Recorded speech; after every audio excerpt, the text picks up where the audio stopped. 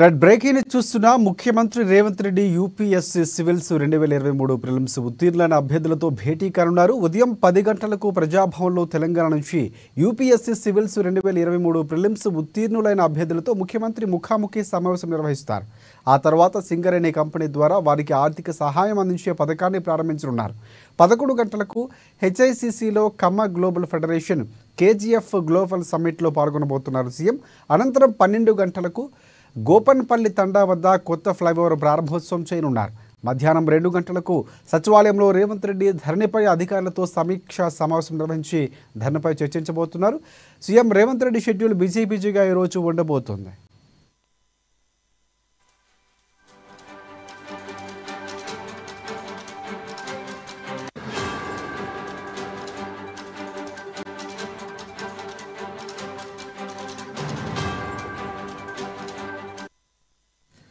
Right. Telangana ముఖ్యమంత్రి Revanth Reddy UPSC civils 2023 prelims ఉత్తీర్ణులైన అభ్యర్థులతో భేటీ కాబోతున్నారు.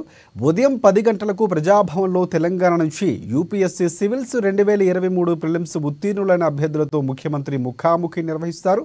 ఆ తర్వాత సింగరేణి కంపెనీ ద్వారా వారికి ఆర్థిక సహాయం అందించే పథకాన్ని ప్రారంభించనున్నారు.